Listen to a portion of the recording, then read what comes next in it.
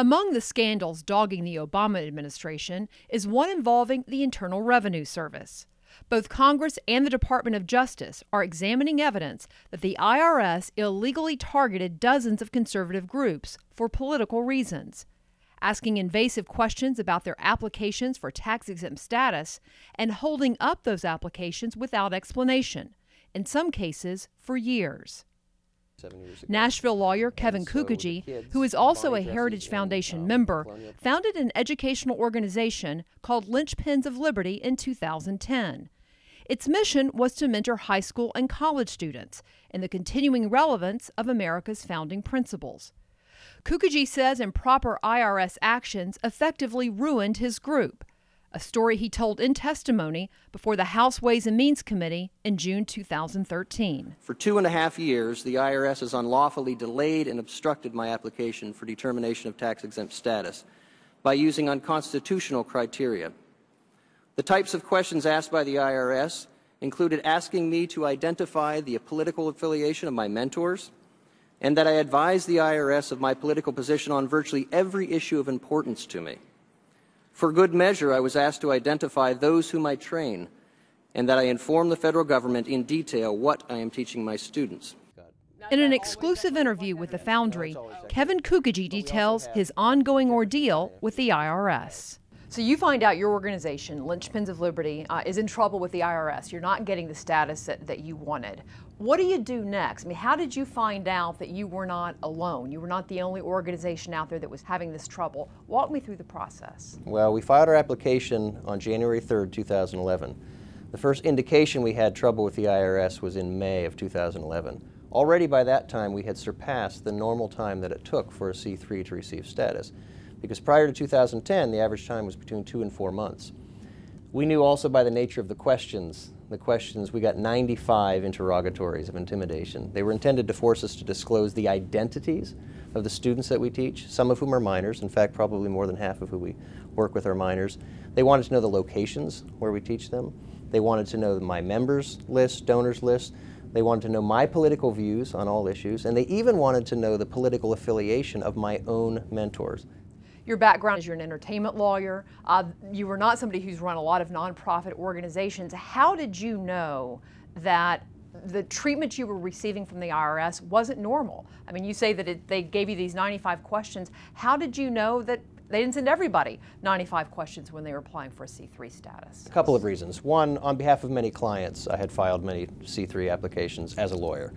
I also have a number of friends and people in the industry, the nonprofit industry, who were looking at it saying this shouldn't be happening.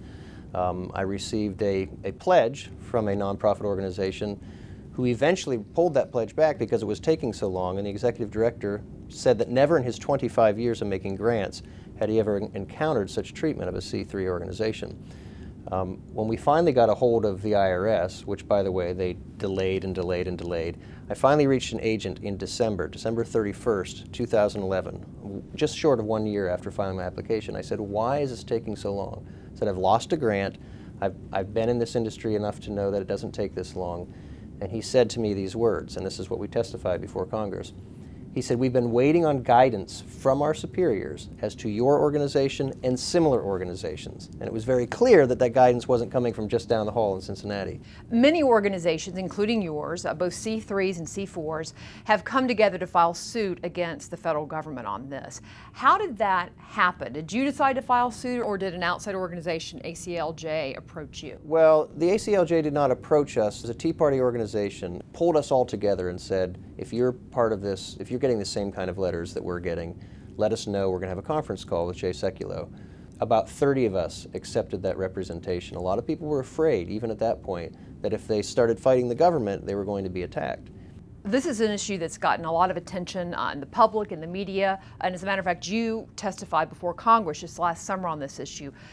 Tell me about the environment that, just what people, not only those in the hearing room, but the members who were part of that briefing, what was the kind of reception that they gave you? We were treated worse in that panel before the House Ways and Means Committee by the Democrats than I ever would have anticipated. In fact, I would have expected more decorum in that room, because something that people don't realize when you testify before Congress, they have the camera on the person who's speaking. You don't see the person who's asking the question. There were a lot of eyes rolling on the left side of the aisle, speaking politically, and I'm speaking of issues of liberty and our constitutional rights and moral order. I'm speaking about my children's future. And I had so-called esteemed congressmen rolling their eyes. It took me aback. You know, there's a lot of debate out there when people look at C3s, C4s, whatever the tax-exempt status is that one is given, and people say, you know what, these are organizations, these are groups that advocate for certain issues, for policy issues, political issues, certain candidates. But do you really think there was truly a conspiracy, or that there was truly a top-down decision made to go after groups like yours? Not only is it conspiracy, we have evidence to prove that it was systematic. It was all over the country in all geographic regions. It was directed from Washington, D.C. We have evidence that political appointees of the administration met with the president, discussed these issues, and then a day later we have new guidelines for us. I made no changes to my application from the time I first filed until they finally granted me status.